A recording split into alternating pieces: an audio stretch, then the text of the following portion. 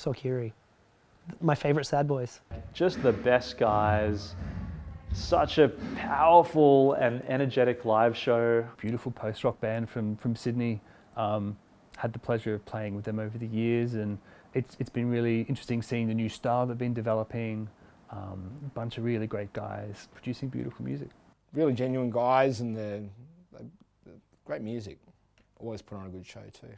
I think they're great because they are sort of like, if you want to hear a post-rock band, that's the go-to.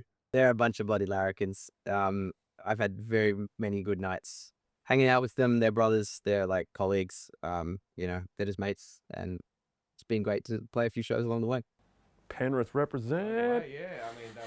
Solkyri are like the darling young boys, I feel.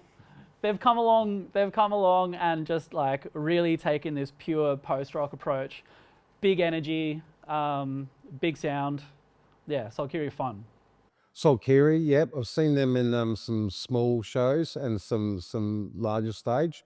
They are just, apart from just being really lovely guys, they have such beautiful music, and they really have got some of the better melodies of a lot of bands, and the way they interact and the things that they try and experiment with. So you'll get different sounds on an album, and they're just so good live. They're just really professional and really good. Solkyri, one of those bands, I got their EP in my pigeonhole at PBS, and it was the first thing that came into my pigeonhole that I played on air.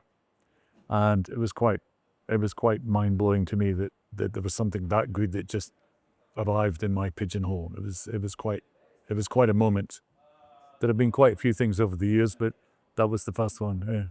Yeah. Holds a special place. Yeah, I got some absolute dross as well, so it's a beautiful thing. I love their approach to melody. They've evolved a lot. I think they've gotten a little bit. It's like there's like some harder edge to their sound now, and I don't quite know what it is. I don't know if something's changed in either how they're writing or whatever. But I remember the last time I saw them, there was this slightly more aggressive edge, but there's still this kind of prettiness in the melodies and things that they do. So really cool. Solkyri, that's like a really fun but really blissful band at the same time. It's pretty special what they do. Nice guys. Yeah. I saw them a few hours ago. I saw them. We just met the guys last night, and they were really, really, really nice guys. Great band, great music, and we're having just the nicest people. Really having just a great time. I've been on the road with the guys. Yeah. I think they are woefully underappreciated. They deserve so much more within our scene, and on top of that, they're just great dudes. Yeah. And we played with them in Sydney at the Vanguard, which was awesome.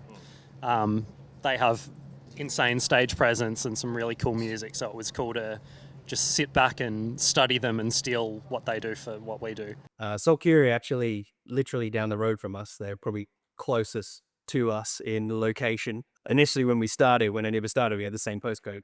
And we've known Nick the drummer for years. Yeah, Nick, we've known since he was at school. So yeah, they're probably the closest, and we played with them quite a lot. Yeah, they've been the ones that sort of played out here in Western Sydney the most with us. So I love Solkyri from the beginning. From like we saw them at Excelsior. We played with them like really early on, and they'd just done their like sampler, or I don't know if it has a name. No House EP? No, before No House, it was the little like 3 tracks or something. Okay. And it was her little like apple on the cover. I can't remember if it had a name. I probably still got that CD somewhere, but it was really great. It was like the combination of sounds they had, and like I could see or I could hear some of the same influences that we had musically, but being sort of like coming through in a different way. And that was before they did the EP, and then we're hearing those tracks live for the first time as I was sort of just written them and working them out and stuff, and they sounded so great. And then they brought out the EP, and Solkyri are amazing dudes, great musicians. I was so excited when they came on the scene because they were the band that was most similar to us. They were our brothers, they were our children, they were our family. To play gigs together was fantastic. To watch them grow has been unbelievable. I'm extremely proud of them. I'm one of their biggest fans, and I always will be.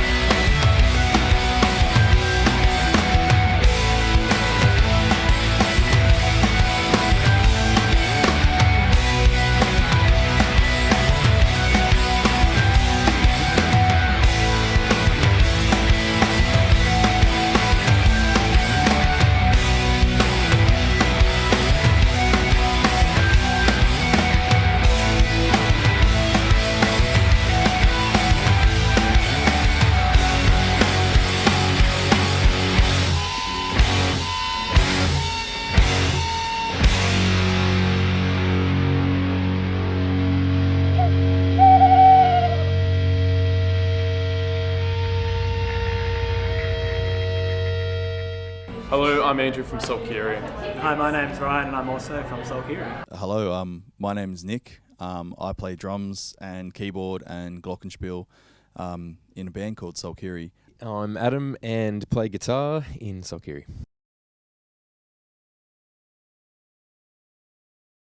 By the letter of the law, I'd call it post-rock, but it's kind of a mash of lots of different things.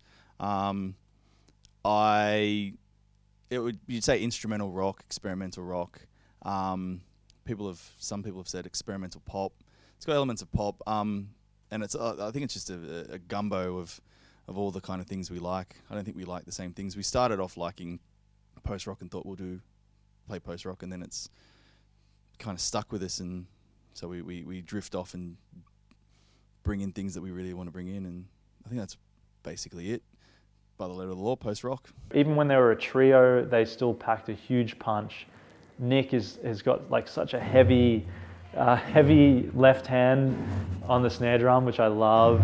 And Piercy and Moz, like they always bring it live. Yeah, I think we probably should go with the, we don't have a vocalist, so that's probably the first. The first red flag. Yeah, so yeah, we don't have a vocalist, and I think the big thing for us, Nick touched upon it earlier, was that pop music, in a way, like we kind of approach post-rock with more immediate rather than these long builds, long crescendos. Our songs are typically around the 4 to 5 minute mark. We don't like to mess about. We're getting straight to the idea and then moving on to the next. I believe Matt Kelly from Wheelers to Sea said we're like the Blink-182 of post-rock. Yeah. So I don't know if that was a good thing, like we can't play our instruments or not. Not post-rock? No, I'm joking. I don't know. From a drumming perspective, a lot of the stuff that I like as a drummer and the way that I kind of play is like it's either soul music or I found more and more in recent years like elements of like emo, post-punk. Like I was listening to Fall Out Boy the other day. And I'm like, why do I play similar stuff to him? So I've realized it's just kind of infiltrated. Not necessarily. I don't listen to them particularly, but like, yeah, things that aren't post-rock are the things that influence me more. Someone else might have a better answer than me. I feel like we all like similar music, but what influences our songwriting, I think, is generally quite different. Like Nick would say, "Oh, I was influenced by this," and that wouldn't have entered my mind when I'm writing a part. So, and similar to what Nick was saying, I think for the most part we're not really drawing from post-rock as the stereotypical genre as much in the last few albums. So I feel like to think that has broadened our sound and made us a bit more unique, hopefully. Anyway. I think the big thing for me for songwriting is, and you know, not to get on an emotional level, but yeah, this is like a close group of friends that, you know, write music because of friendship. So, yeah, for me, it's just be in the room with people that you really enjoy being around. Oh, muchness of what the guys said. Fourth answer. Yeah, I mean, there's an array of, or a range of influences, I guess, ranging from post rock right through the metal, pop as well. More recently, like shoegazy stuff. There's always elements of Radiohead in every bit of music, but it's yeah, we're all different. We all like different music, which is probably evident in the parts we write and bring to the table. But then I think where we work well is that we all just jump onto that idea. No one kind of goes, oh, I want to take it this way. We kind of just go with it. And yeah, to BC's point, short, sharp, and sweet.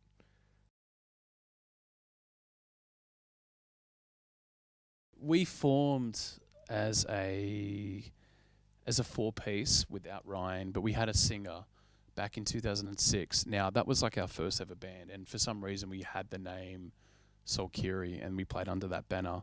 But we sounded like I guess, like radio rock, like Foo Fighters. Yeah, kind of like a new metal radio rock stuff. Like, we're still learning how to play our instruments, still learning how to be in a band. And that's how the band originally formed, even though its final form, or this current form, is much different to what it started as. Yeah, started listening to a lot of ISIS, the band, and Laura from Melbourne, and that kind of turned my head a bit and thought, those guys, or those bands, sorry, have vocalists, but it's the kind of the atmosphere they create with their music was something new to me, and I was like, wow, this is incredible. Yeah, it does feel like a long time, but I feel that, look, there was a bit of a collective understanding of what this sound should be. I think if you had your time again, we probably would have drew a line through what that previous time was and then called it something different, but we never did. So I think the band really formed in 2008, 2009 when we started making what would you call instrumental prog post-rock music. So yeah, the formative years were rather just kind of understanding who we are as people, learning our instruments, and then, kicking people out that weren't really on the same boat.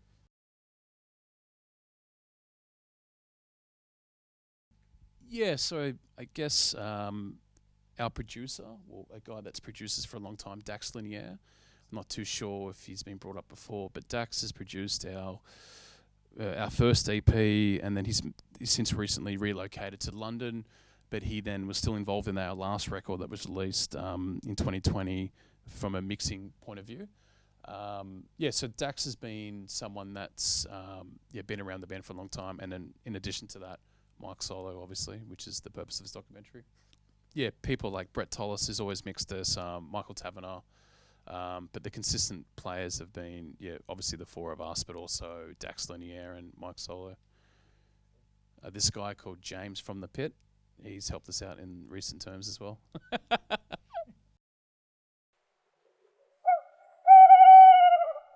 Yeah, I think it was around 2010 they formed, around that time.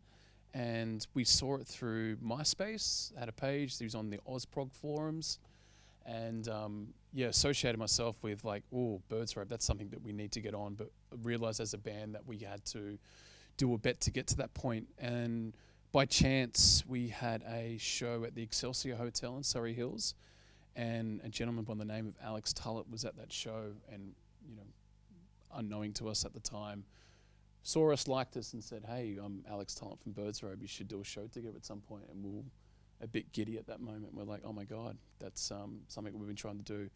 So that was the first time we became aware, and the first time we did a show with Birds Robe was Featherfest at Annandale Hotel.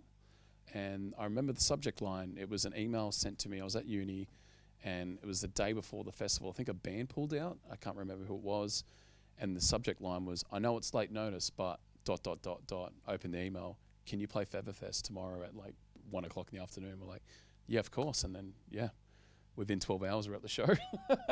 I'm pretty sure Tullett was, when we had the first conversation as a band, I guess when Birds Robe first said, oh, you guys were pretty good, we'd like you to play a show. I'm pretty sure I was talking to Tullett at the time, and I thought our Christmases had all come at once. So yeah, I've vivid memories of that, and respect for him at the time as well as Mike, starting this whole thing. I remember that moment, so.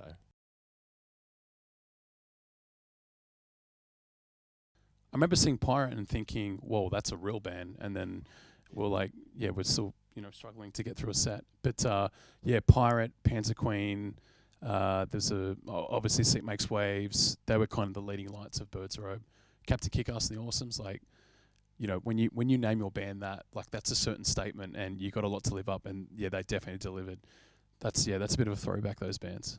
I believe they were called Squid, like this sci-fi rock band. And I remember thinking, like, our friends would be saying, oh, you got no vocalist, that's really weird. And then you come on these Birds Robe shows and it was like, whoa, this is sci-fi. They're dressed up as aliens and stuff. And it was like, just like, that door was like, whoa, this is wild. Are we sure we want to go down this path? It was just like this open world of music that I've never even considered that was a genre. And it was like, wow, this has been made possible because someone is like, herding these artists like sheep to be, in this kind of gate of, music for the weirdos, I guess.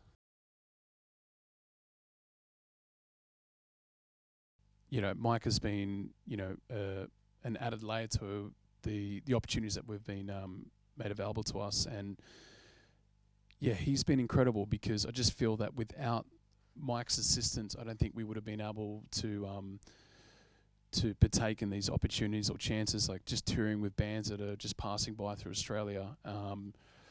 Like if we don't have Mike, we don't have that opportunity. So yeah, incredibly grateful. Like, it's, might seem like a bit of a throwaway line, but we're a band from Penrith, and we kind of started in the hardcore scene. We're playing like, clean tones, and then, to playing Sydney, that was like a bit of a big deal for us. It was like the Big Smoke.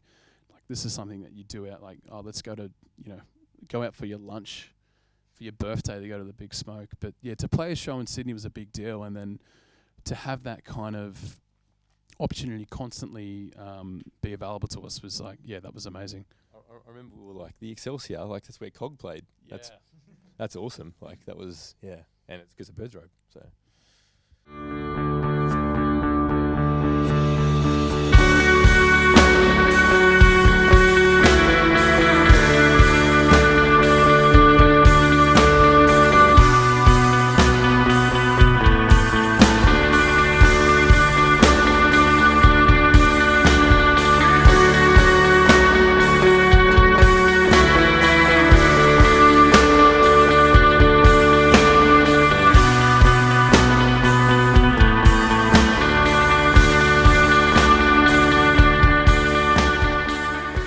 Even the instruments or the types of amps or whatever we were using at the time, we knew what we knew, which wasn't a lot.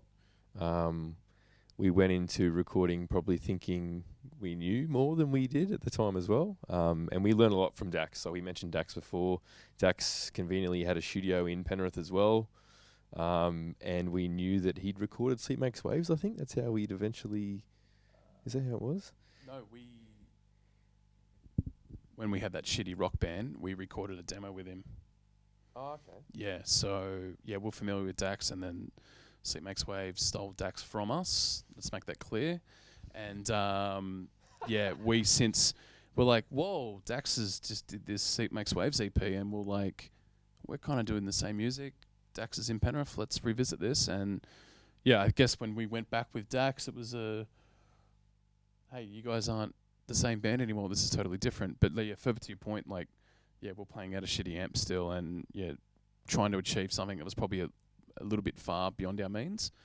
But no, I'm very proud of that EP. Like, we've had like there's flute on that record, there's cello, there's brass instruments. Like, for a band doing their first record, it was quite ambitious for, how would you say, back then, 3 guys from Western Sydney.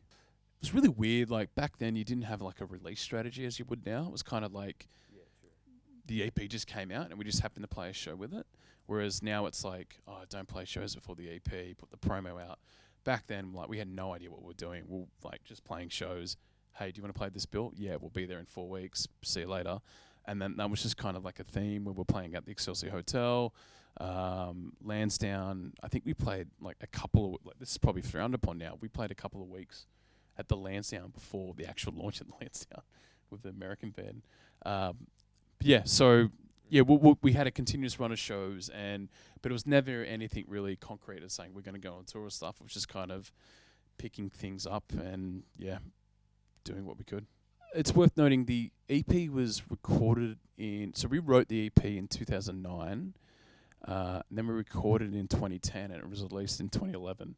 So it's a bit of a drawn-out process. And Mike, so during that period of from go to woe, so to speak, Mike became involved to some extent, and by coming involved was aware of us, saw us at shows, putting us on a few gigs, and he was kind of picked this up for the EP launch and onwards. That was kind of his kind of first significant involvement with us as a band, where he kind of started doing stuff rather than us doing not much, essentially. Yeah, I love that EP. Yeah, it was really, really fun to see them in those early days when they were just starting and coming up with that music. I think I went to that EP launch show. I think it was at Lansdowne, and I still have the EP somewhere physically, and I've got the Turtles T-shirt. You always used to wear the underwater scuba. Yeah, I love that T-shirt. I've still got it, but it's all torn. Yeah, same. Can't wear it anymore. Yeah, I haven't thrown it out though. But I was always, that was one of the bands we probably, formed one of the closer relationships with over the years, and they were always there to help us, put on an awesome show. I think they were main support at our Panorama album launch at the Factory, and it's just whenever I see them put on a show, their energy always rubs off on me in a positive way. Just loving how when you take a couple of moody technical players like us, and how we have to concentrate really hard to get the right notes, and you just see Andrew Pizzle just bouncing around on stage, just doing his thing and having a great time. It's kind of oh yeah, that's also the way to do it, isn't it? Could never do that. Drummer from Dumsame, is that Nick? Yeah. I remember after a Solkyri show that Nick and I were at, we both the show ended, we both grabbed each other by the shoulders and we were like, that ending. And I don't know what Solkyri song it was. That's a band that could do it. They could do a climax.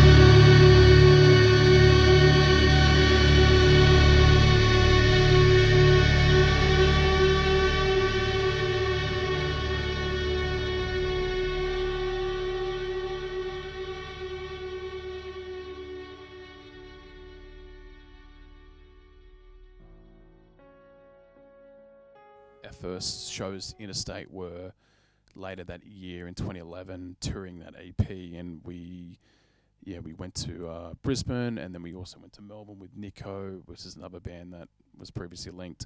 And that was kind of the first taste of it. And then following that, we scored the support slot for Sleep Makes Waves, a single they had off their first album, Hello Cloud Mountain Tour. And again, we got to play these bigger rooms when we're used to playing to 30 people. So to play at the ESPY, fantastic opportunity, and we were able to do that. And so that was 2012, sorry. Yeah, by that point. we had started booking Solkyri for shows because they're a great live band. They were really excited to be part of the shows, and everyone liked them, just got along really well with them. So when we were booking that first big Sleep Makes Waves national tour at the start of 2012, really the guys wanted to have some friends on the road with them and also a suitable band that would bring a really energetic live show. And we thought Solkyri would be the perfect fit. They were really enthusiastic, really helpful. They had an awesome live show, and they complemented what Sleep Makes Waves did really well. You know, both very kind of upbeat, positive sounding bands with a lot of epic moments, and also, you know, real pride for putting on an energetic live show. And that was something that we really wanted to showcase to people around the country, that this wasn't just a bunch of people, you know, heads down staring at their delay pedals, but they were actually engaging with the audience despite being instrumental bands. And we felt it was a really great showcase of Sydney instrumental post-rock progressive music to have both those bands together. So I have, you know, many fond memories of seeing the bands play together, especially in Brisbane towards the end of the tour. Nick got up and joined Sleep Makes Waves on stage for the end of We Sing the Body Electric, and Otto from Sleep Makes Waves got up and joined the Solkyri guys for the end of Strangers as well. So it was a really fun time, and felt like, you know, everyone was part of this rising wave that we were creating with the scene.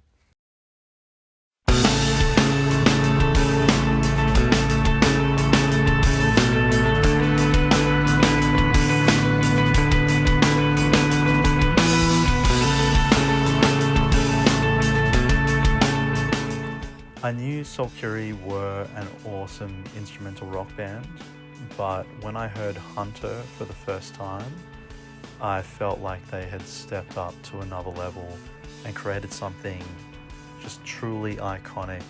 Just a fantastic track, has such a great vibe.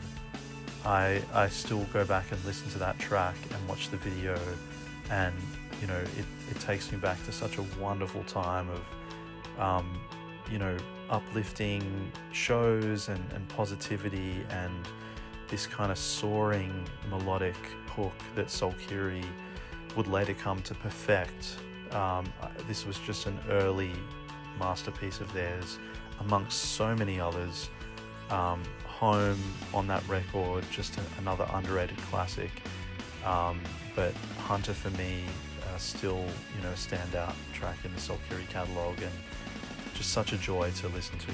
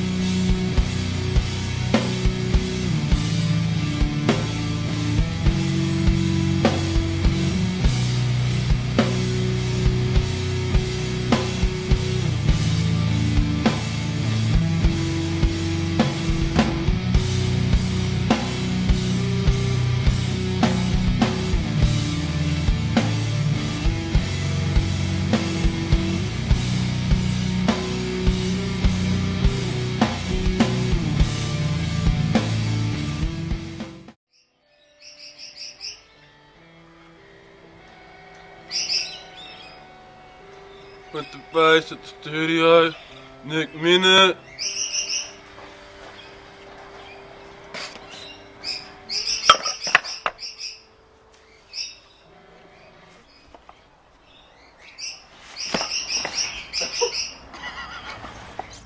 As there was a bit of time between recording No House and releasing No House a year later, we almost immediately started to write new material that would eventually end up on our debut album, I Am a Brother.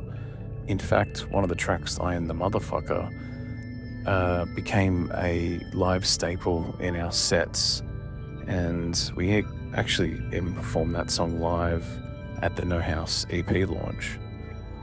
And guess the intention for the recording of these songs was to, obviously with a debut album, make an impression and kind of put your best foot forward, but also to explore on the ideas and instrumentation that we had present on the No House EP, but develop them in a more natural way and have them more involved and more at the forefront of the songwriting, and also expand on what we've done before. We introduced Metallophone this time around. It's the first bit of equipment that you hear on the record. And also on the last track, we purchased a melodica, which is a bit of a bespoke instrument for not only the genre, but just in general.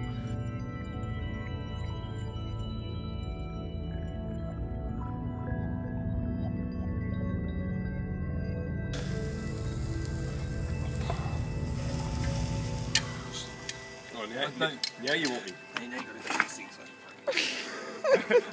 Nick Minute. Hello everyone, I'm Andrew from Solkyri, and welcome to the Gunyata sessions, where we're taking you through the progress of recording our debut album at the Puzzle Factory Sound Studios.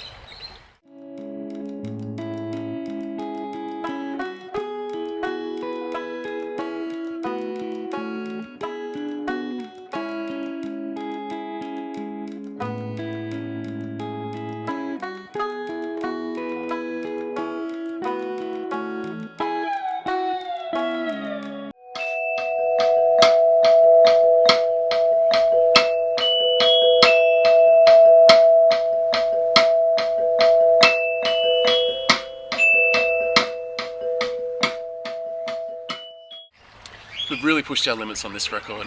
We're a lot heavier, a lot darker, and a lot realer.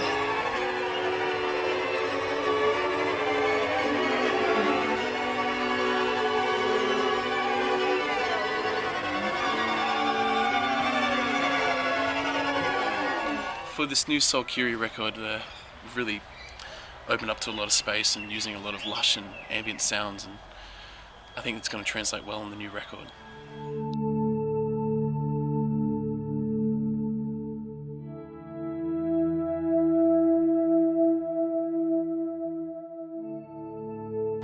Over the past years, we've had special guests join us on records and performances to help give the Solkyri sound another dimension.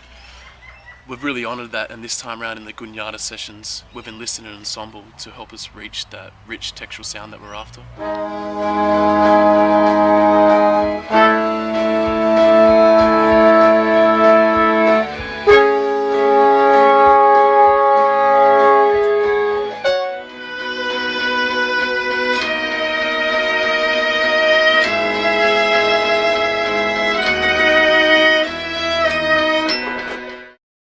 Looking back at those songs and that recording period, it was such a good time, such a lot of fun. And looking at those videos that we made in the studio diaries, it kind of looked like we were having a lot of fun. And even though that we take this band very seriously, but we also do allow ourselves to have a laugh and enjoy each other's company and kind of make a joke of ourselves. So yeah, very proud of that record, and it seems to be the record that people gravitate towards the most, which is pretty cool. And yeah, still enjoy playing songs off that album to this day.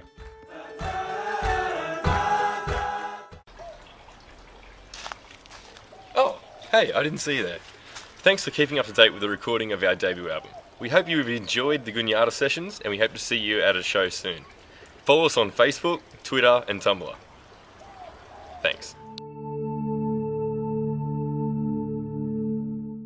So the other day I had an idea for a little trick we could do on the Solkyri album. We're going to take my portable recording rig out to a car park, an undisclosed location, and Nick's going to play some drums. So we're anticipating we may have a bit of a visit from security, but hopefully we'll be in there in and out pretty quick. So fingers crossed.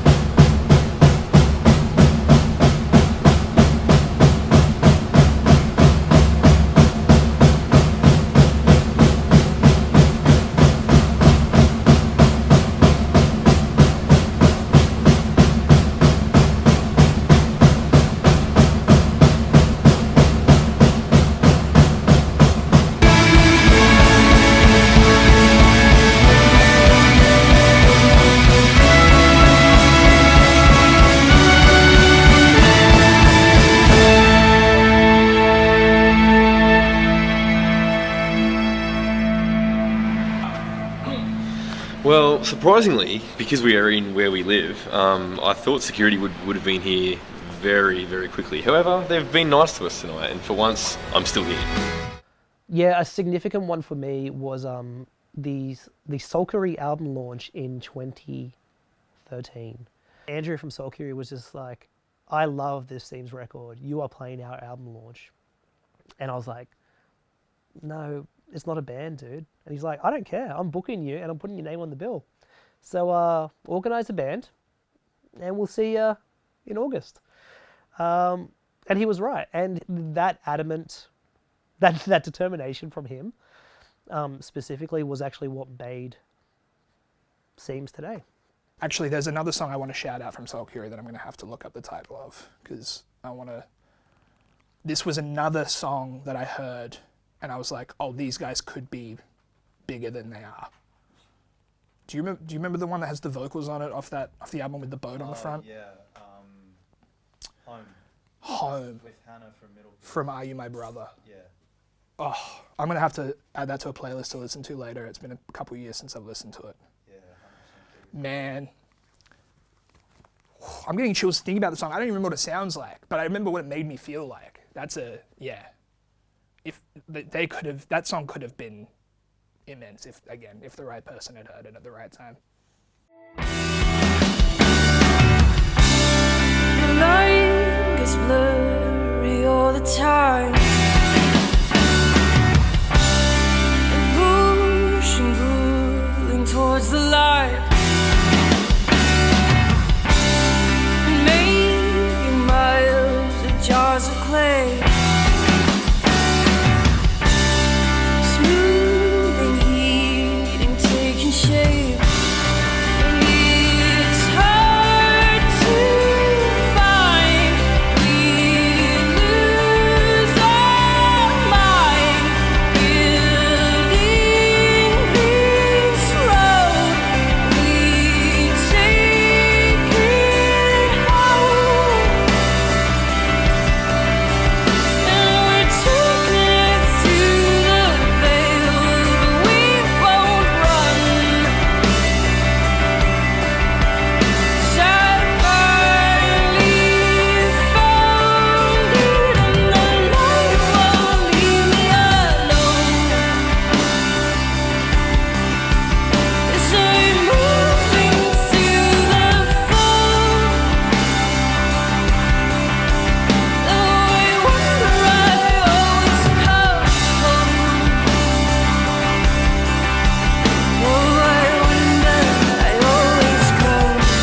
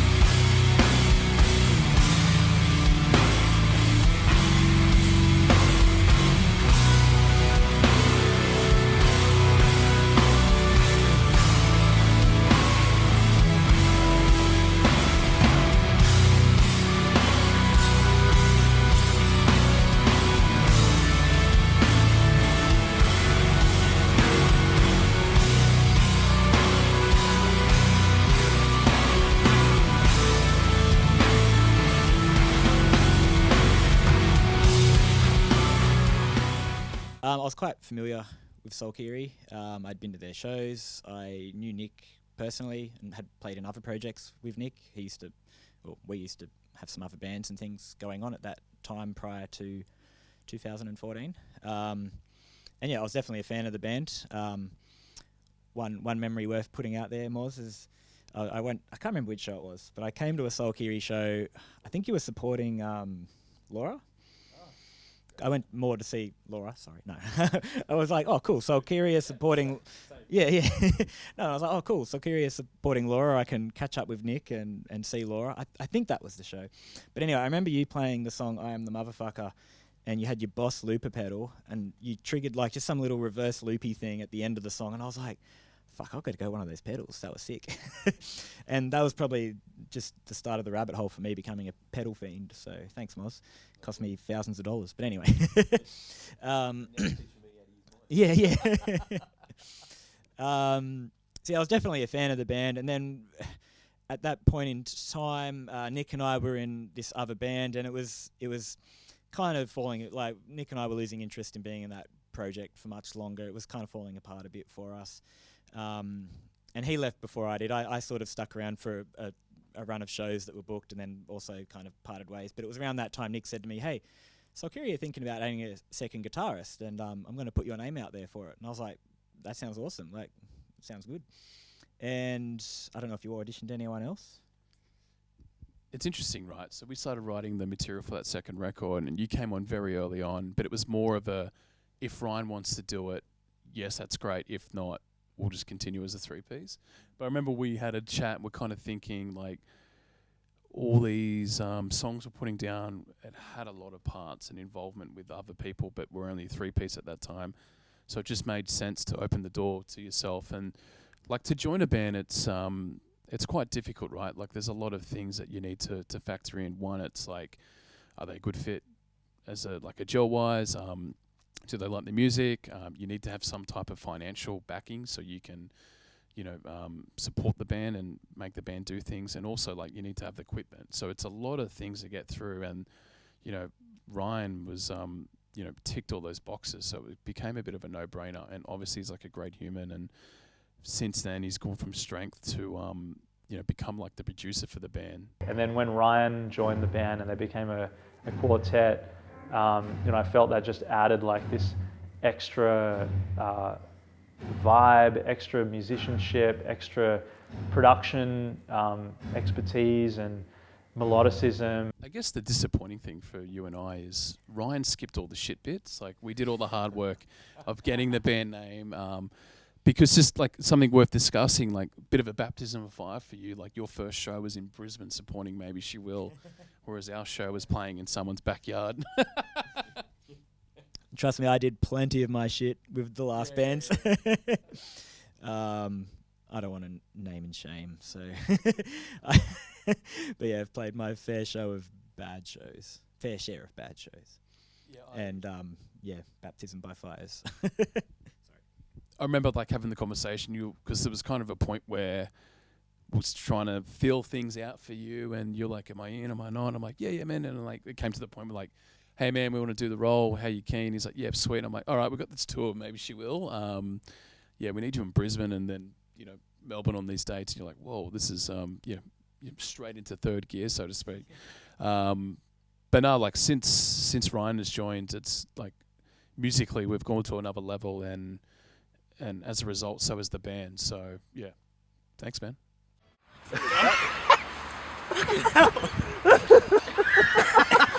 First one hit me in the fucking nut. Yeah, it true. slipped out of my hand. That was like, it was more like, you hit me in the nut.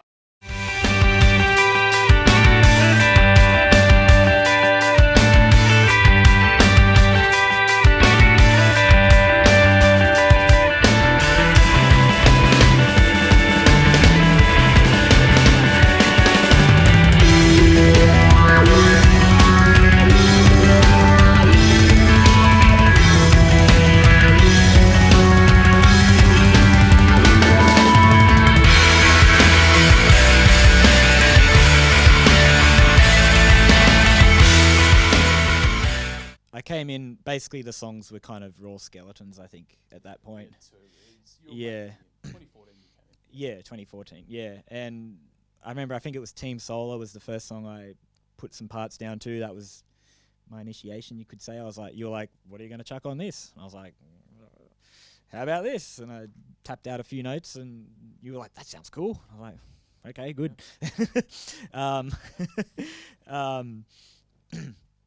So yeah, I think there was a few skeletons of songs there, but I was very much welcomed as a writer, which was good because I wouldn't have too much interest in just being told what to play and not having much creative input, I guess. So I definitely that was a match well made as well, because everyone was, that's the type of band we are. It's not like some bands will have a primary songwriter and the other band members come in and play, and that's fine, that works.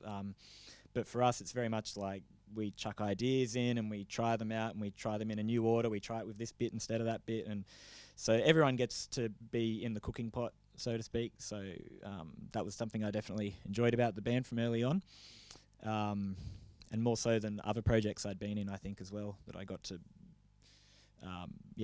contribute to the compositions. We released Sad Boys Club in 2015. That was in April, and then we jetted off to Europe for the first time ever to play Dunk Festival in Belgium in May. Yeah, May. So it was pretty tight in terms of release to touring, and we teamed up with Tangle Thoughts of Leaving, and we did a couple of shows around Germany, Belgium, Romania, Czech Republic. It was like an incredible tour, an incredible moment in our lives where we got to play shows every day, as opposed to doing it in Australia, whereas you play Friday, Saturday, go back to your 9 to 5 on the Monday, and then pack the car again and do it again. And this was our first run of doing shows back to back, and that was incredible. The shows we were playing did differ from like playing at Dunk Festival, where it's a large crowd of like 600 people, to then playing a little pub with 30 people in it. So it was a bit, humiliating in ways, and way to bring you back to feet, but we treat every show the same. So for us, it was just like a very good opportunity to be able to do this with your closest friends.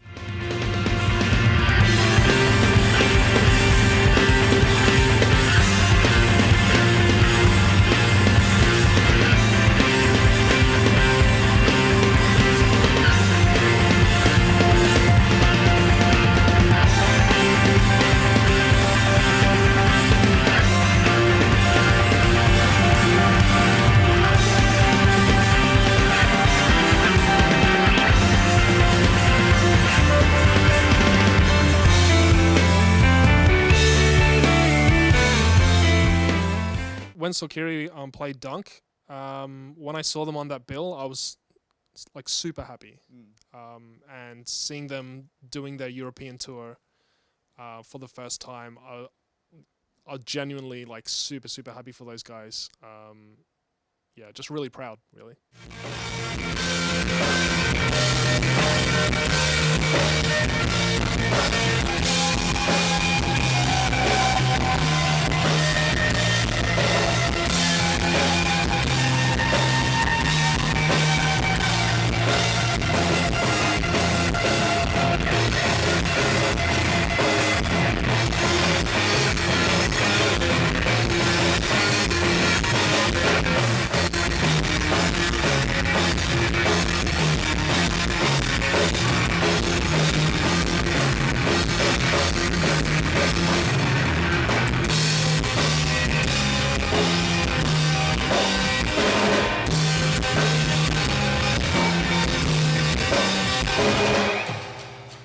So 2015, so we supported Trail of Dead and Mew that year. That was big. That was straight after the European tour with Tangle Thoughts of Leaving, who were from Perth. And those tours were excellent. We got to play some big rooms like the Trifford, Max Watts. Really, it felt like we were really in our groove that time. Like, it felt like, not to say that we were full time, but like every weekend something Solkyri was happening, which was like a big deal for us because it was something that we put forward, and we sacrificed quite a lot to kind of get to the position, and then to make that sacrifice and to see things happening and opportunities become available when you're doing it. It was like, yes, this is good, this is feeling nice, let's keep doing this. So 2015 was, I'd still go down as one of the best years of my life. It was just so much Solkyri stuff without much happening in like our personal lives, really. So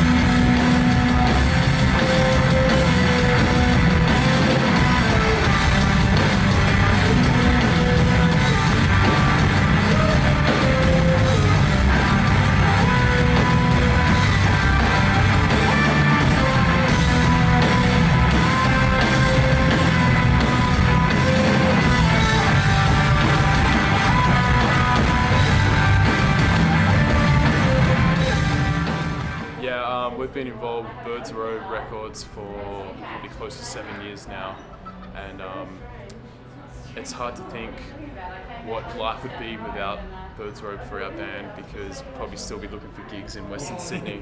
But now that the Jolly Frog has burned to the ground, there would be nowhere for us to play gigs if it wasn't for Bird's Robe. So yeah, it's been a great help. Mike's released 2 of our records, travels, toured around the country countless of times, and even this year got the chance to go to Europe, which was a huge milestone for the band. It's phenomenal going to Europe, yeah.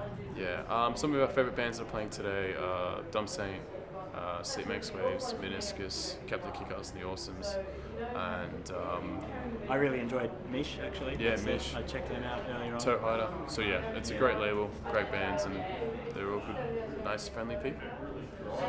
Mike, he loves a pun.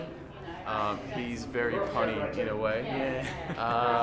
He is the best. You can't beat him. He will always out-pun you. So if you're going to challenge him to pun off, don't even start. But I think I've got the upper hand on him a couple of times, so I'll take that to the grave. And I think he knows his place on those 2 occasions.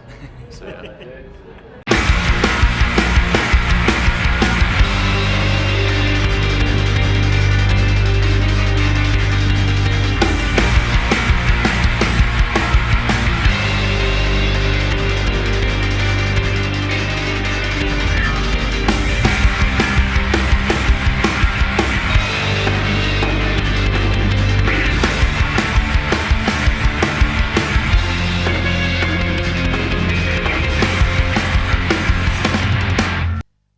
Mount Pleasant, for me personally, was different because I was, rather than kind of joining this band in the middle of the process, I was now a fully fledged part of the process. So it was definitely a record that felt as more a complete picture of us as a 4-piece, I guess.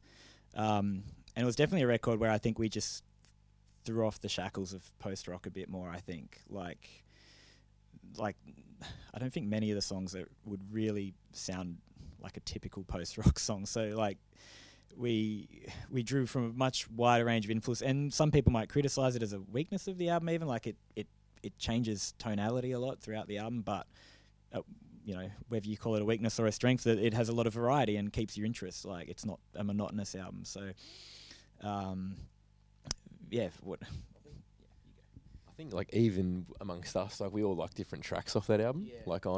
I'll like the later ones or whatever, and there's some like the heavier, and that's fine. And I think ultimately we matured a lot, not only as musicians, but people as well. Yeah, I think we pushed ourselves a lot more technically on that album. There's a lot of kind of proggy stuff more so than post-rocky stuff, like time signature kind of changes and tempo changes, and continuing on from what Moz said, a wide range of influences. So the first few tracks are very kind of riffy, I don't want to say metal, but riffy, technical, in your face, and then there's kind of a almost trip hop kind of relaxed kind of track that has just it's I don't know. It's. I feel like we explored a lot on that album. Yeah, I think Ryan's correct, and further to what Moz is saying is we're obviously more confident as players, but I think the biggest step was this is Ryan's writing from the offset, and not only that, he also produced the record and recorded it in his house. So look, it is Solkyri by name, but this is very much a Ryan record. Let's be real, and those influences that Ryan was saying, that's Ryan. So a song like Potemkin, that is Ryan, and it rocks, and it's so hard to play because it's Ryan.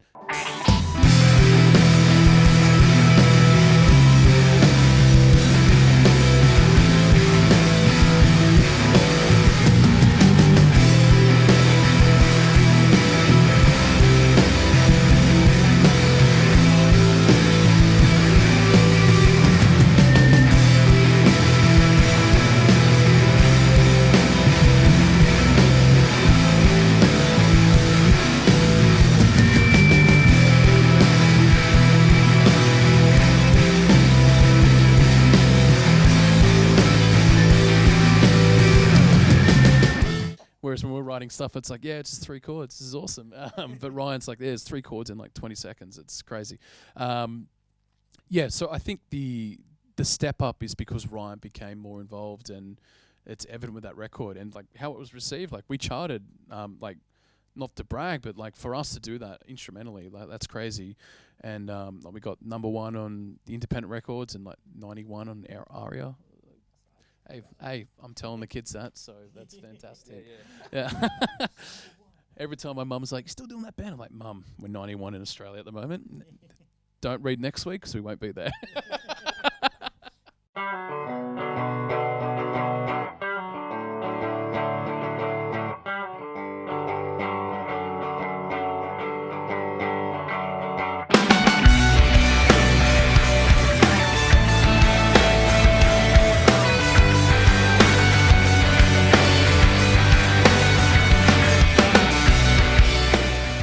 When I heard Mount Pleasant, I thought it was just a phenomenal album, but in particular, Pendock and Progress. I'm a big sucker for melody, and this has just got one of the best instrumental, rock guitar melodies that I've ever heard. Just a shimmering beam of light cascading over a beautiful set of chords and rhythm, and it's one of my all-time favorite instrumental tracks. Just absolutely in awe of this composition and never get tired of listening to it.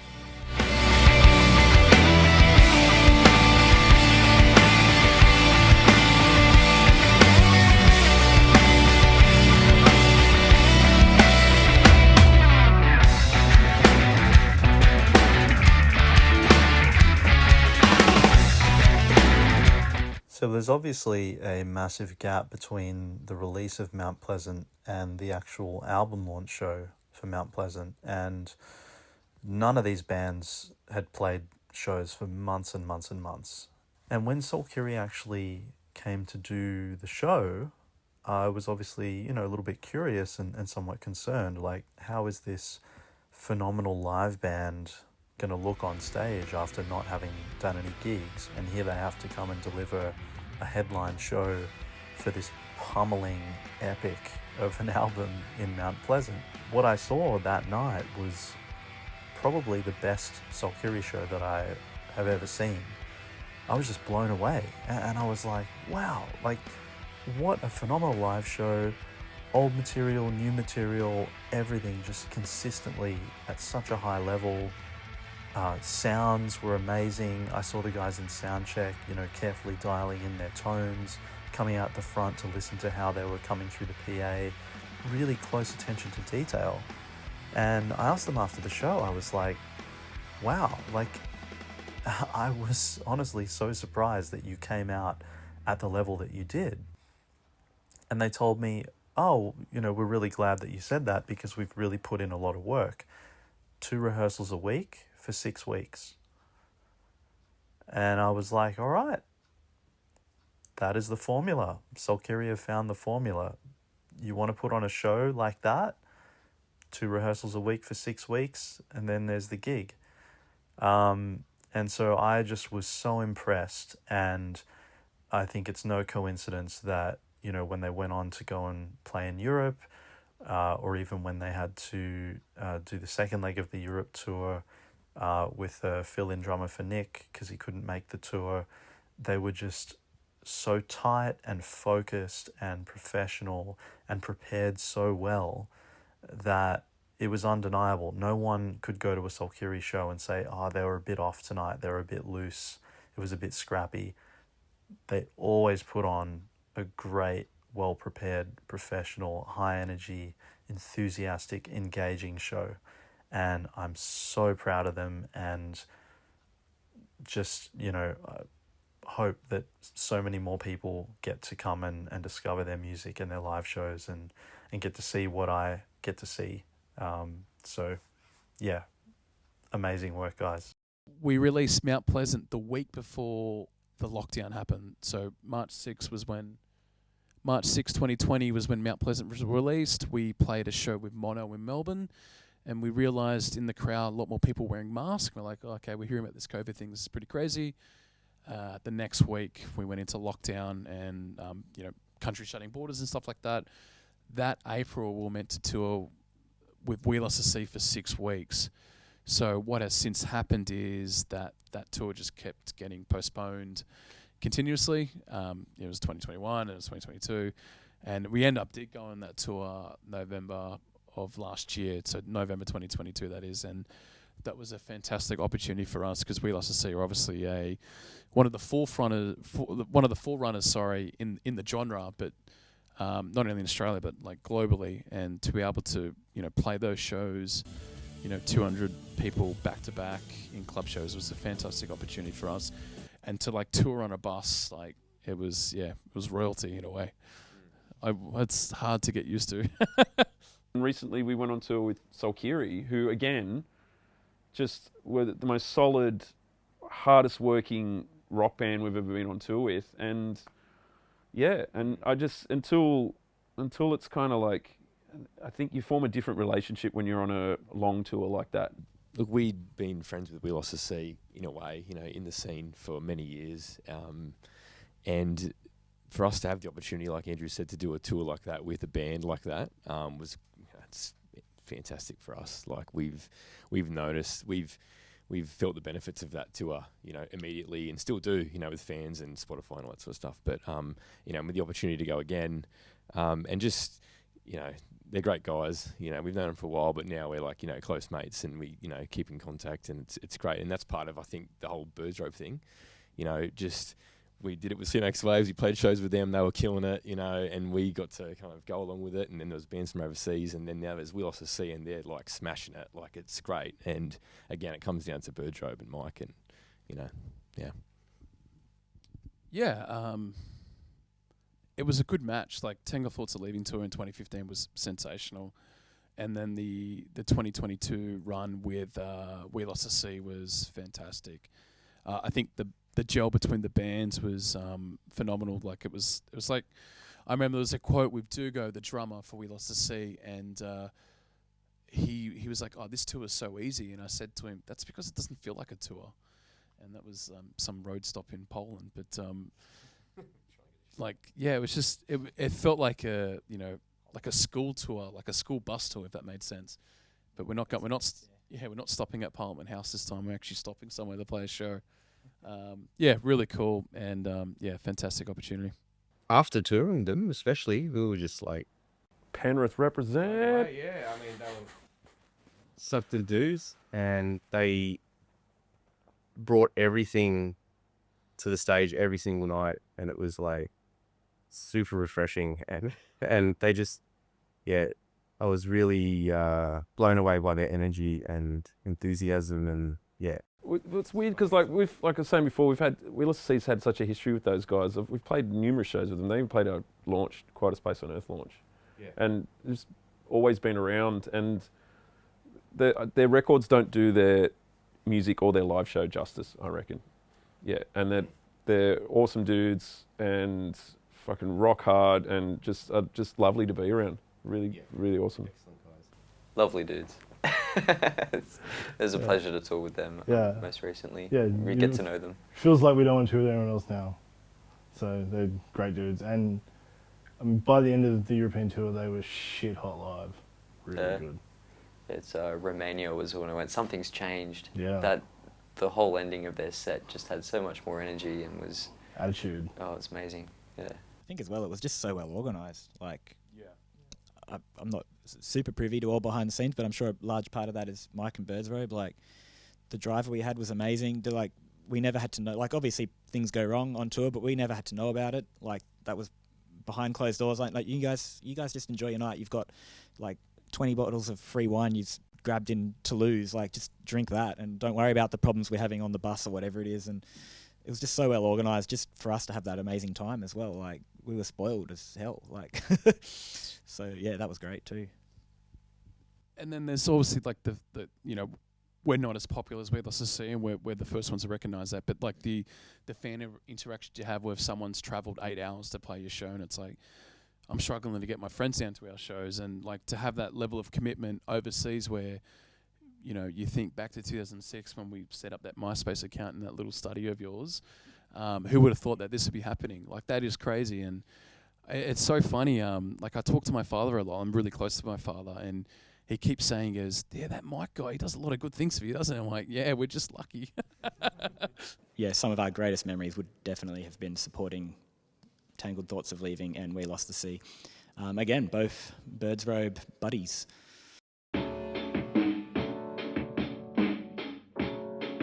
This year is going to be particularly special because we have 5 Australian bands playing at Dunk Festival.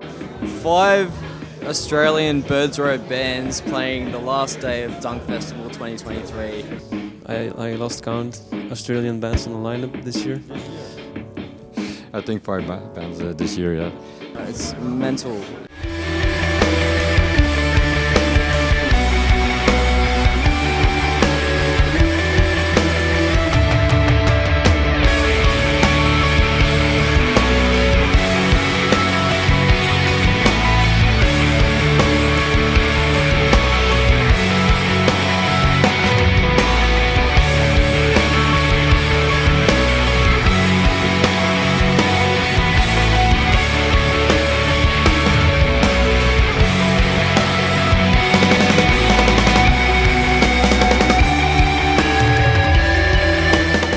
It feels amazing.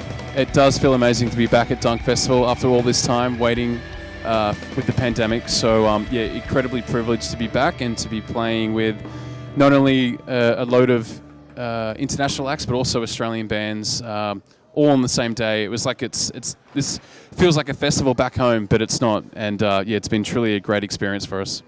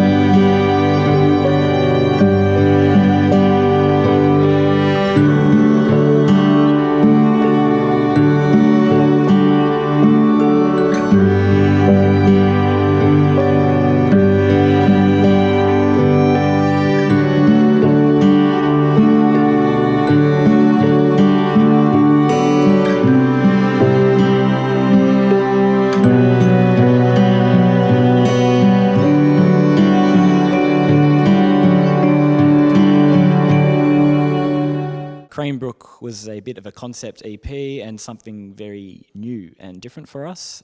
We just finished Mount Pleasant, the album, which was, I guess, a bit more of a typical Solkyri album. And just as we wanted to release and take over the world, the famous COVID struck and, confined us back to our bedrooms. This EP was born out of frustration from lockdown and COVID cancellations to all our shows, so we decided to fill the time by recording some ambient and acoustic works. So I came up with the idea to basically revisit what Mount Pleasant meant to us as a concept and as a musical idea, and basically reimagine it as an ambient record. And it was something we could trade a bit over the internet, trade ideas over the internet while we were in lockdown. We're big fans of ambient artists. Like, I'm a massive John Hopkins fan. I love Stars of the Lid, Ryan's into Nils Fram, Olafur Arnold. So it's a territory that we've always wanted to visit. And I know everyone hates talking about lockdown, but this is an album that we kind of wrote through online chats originally because we couldn't leave the rehearsal room couldn't leave our house to go to a rehearsal room. And that kind of allowed us to look at instrumentation that we normally would not consider. So gone were the amps, gone were the guitars, and in came things like keyboards, glockenspiels, metallophones, and then string instrumentation as well.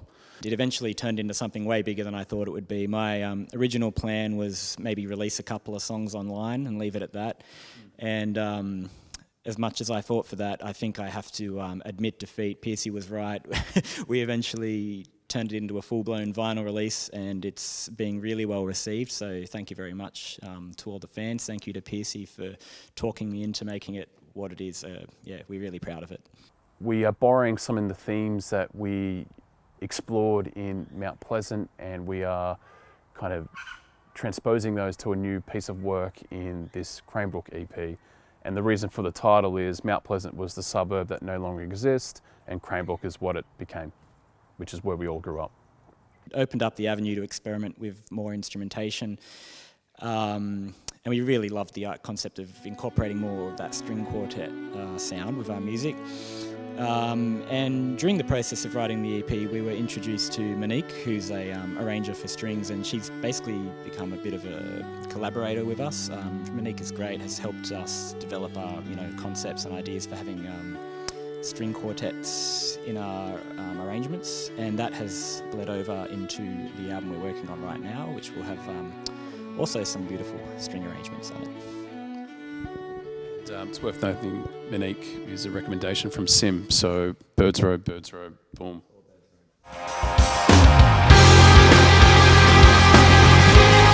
It's a really special tour for us. For me personally, it was one of the first post-rock bands that I got into and kind of opened my eyes into what our music could be back in my university days, and to see him finally come out to Australia in the year of 2025 makes a 23-year-old university student very happy. Yeah, the tour was good. We played Brisbane last night. Brisbane was a lot of fun. It's our first time up there in just over 9 years, so it was good to get back and felt like it was an itch that long needed a scratch. So yeah, very good, thank you.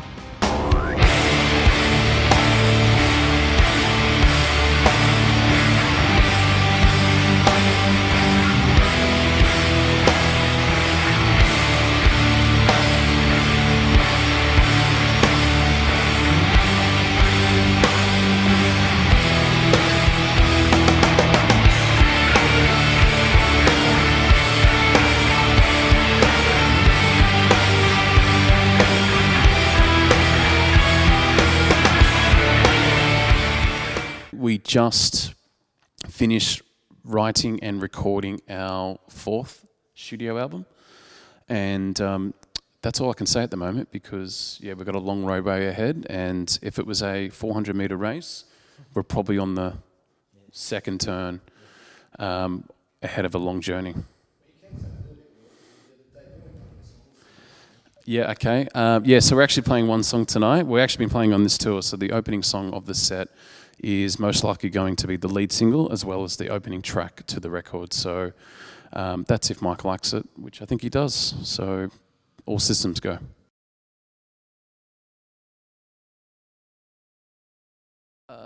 Friendship. Simply friendship. Like, if I hated the guys and like the music was great and we're making money of it, I'd hate it and we wouldn't be doing it.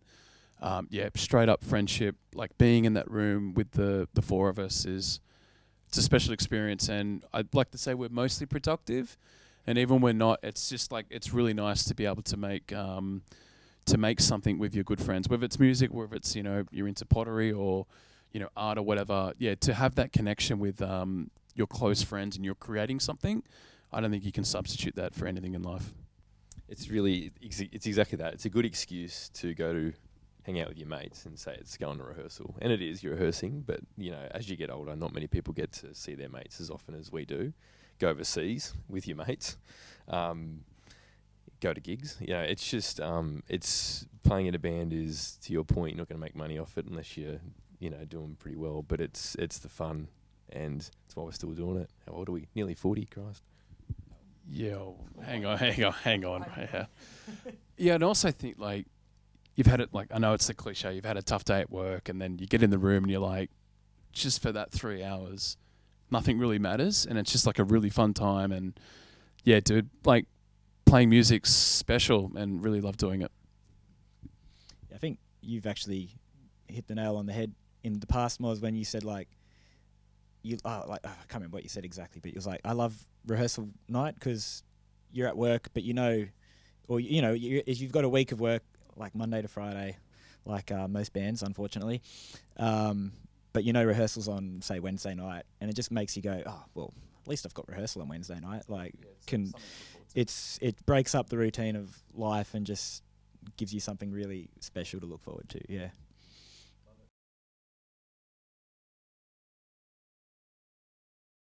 Massive impact. I remember, I think I said to PCE, if we ever play Europe, I'd resign from my job. Still working that job. And that was a while ago. And playing Europe. What impact have they had? It's massive. I mean, like we said earlier, like it's an opportunity, Birds Robe. If it wasn't for Birds Robe or someone like Mike and Alex and what they did, especially in the early days, is getting us together, we would have been lucky to play a show in Sydney. We're from out west. We were lucky to play some pub shows at the time. We got the call up to play in Sydney and we thought, fuck, it's pretty good. So impact, massive,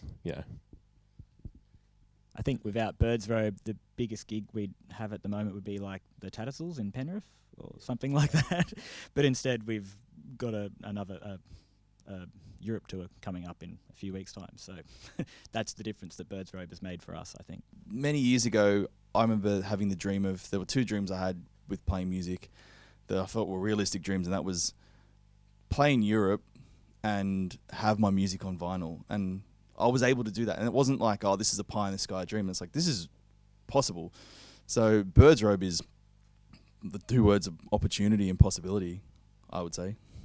It's been so great to see them develop over the years. Like their debut EP still has some banger stuff on it. Hunter from the first album is one of my favorite tracks. But they just continue to write awesome stuff. Pendog and Progress, what an awesome song. These are like all-time great like instrumental rock tracks in my opinion, and it's really awesome for me to see that bands like We Lost the Sea and Sleep Makes Waves and Meniscus, like everyone loves Solkyri, everyone loves playing with them. They're such a good vibe to have on tour. They're professional, and I just hope for many more years in the future with those guys. I just think the world of them.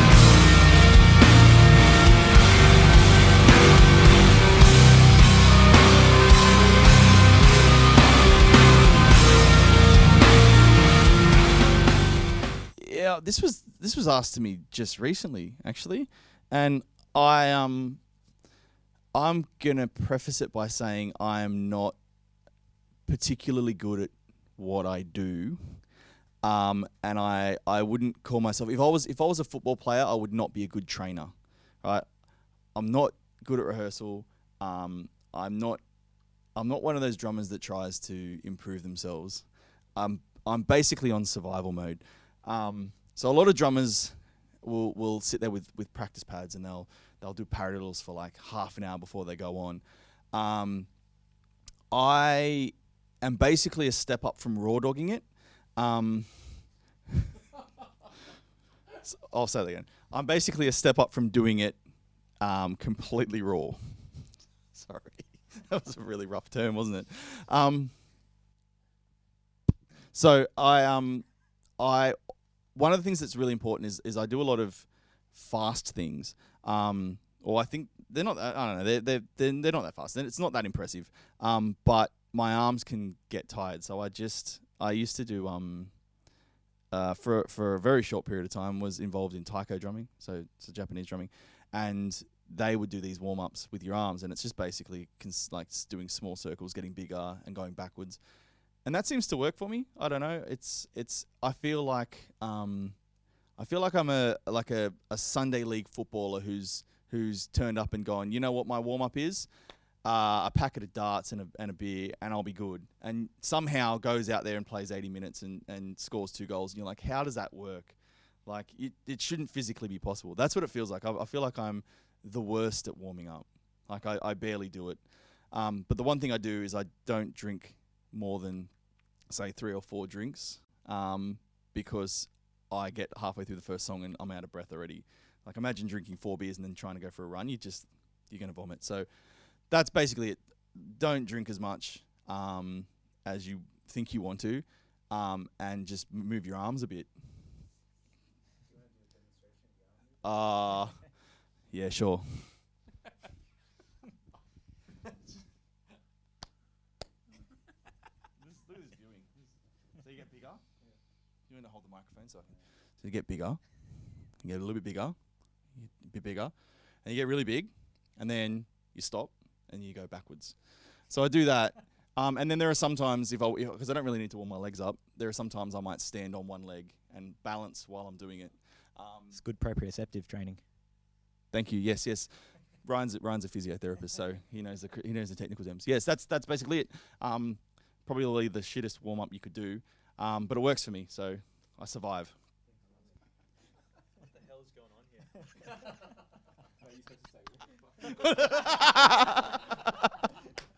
I think we're taking a photo. Right Okay. now. You came in at the right time too. That was my constructive criticism. It wasn't even constructive. It was just a wish list, I think.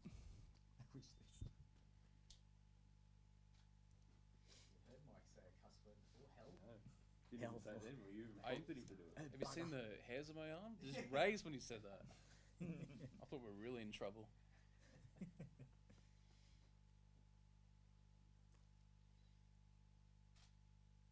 How are you for time, by the way? I'm about to head out. Oh, okay. Yeah. I got asked a couple of questions and he said, what do you think of Mike? And I went, all right, I'll answer that one. Unload. Most important one. No, it's good. All right, 3, 2, 1. Cool. Beautiful. All right. Thanks so much. That'll be me. We can spread out. You two can